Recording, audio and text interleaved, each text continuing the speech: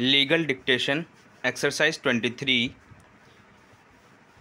100 words per minute, 5 seconds to go.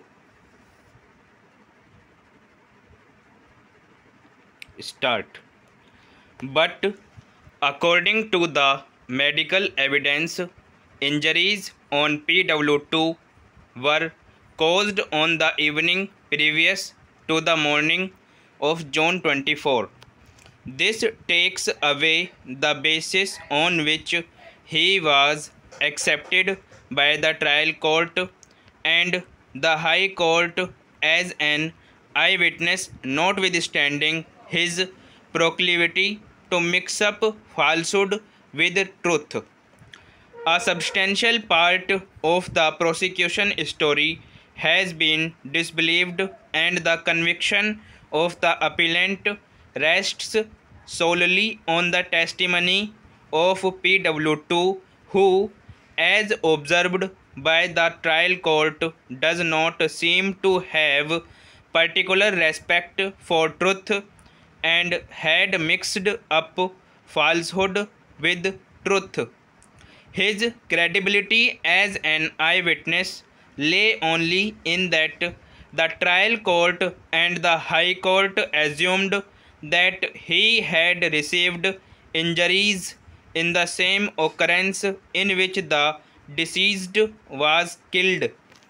That assumption does not appear to be very sound and is not borne out by the evidences on record.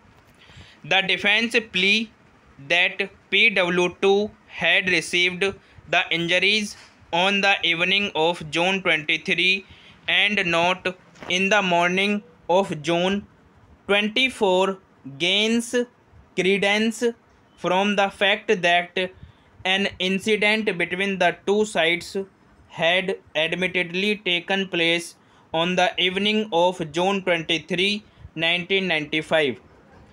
In the face of this admitted position and the medical evidence, it is difficult to accept that the injuries found on the person of PW2 were received by him in the morning of June 24.